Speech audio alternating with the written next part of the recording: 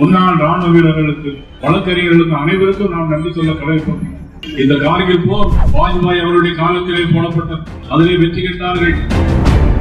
வாஜ்பாய் அவர்கள் பாராளுமன்றத்தில் 1952ஆம் ஆண்டு 2 பாராளுமன்ற உறுப்பினர் தான் இருந்தார்கள், பாரதிய ஜனதா கட்சி. ஆனால் அன்றைக்கு எல்லோரும் கேலியும் கிண்டலும் பண்ணினார்கள். என்ன தெரியுமா சொன்னார்கள்? இவர்களாவது நாட்டை ஆளுவதாக சொன்னார். ஆனால் இன்னைக்கு 3வது முறை நரேந்திர மோடி ஆண்டு கொண்டிருக்கிறார். அவர் சொன்ன இன்னொரு வார்த்தை என்ன தெரியுமா?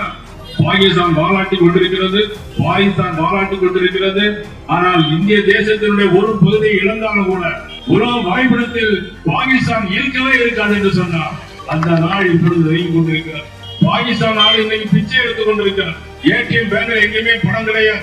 குடிப்பதற்கு தண்ணீர் சிந்து நதி தண்ணீரை விட்டால்தான் நம்ம அவர்கள் குடிக்க முடியும். சிந்து நதி தண்ணீரை நாம் அணைத்து விட்டோம். இப்பொழுது பிச்சை எடுத்துக் கொண்டிருக்கிறது பாகிஸ்தான் நாடு. அங்குள்ள மேஜர் ஜெனரல் நம்முடைய மேஜர் ஜெனரல் வேண்டி கேட்டுக் கொண்டதன் அடிப்படையில் அந்த போர் நிறுத்தம் ஏற்பட்டிருக்கிறது.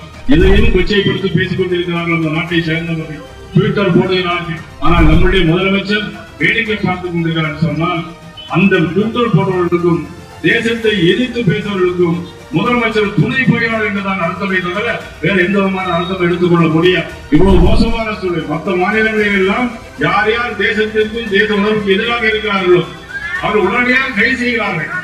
தமிழகத்தில் மட்டும் அந்த நிலைமை இல்லை.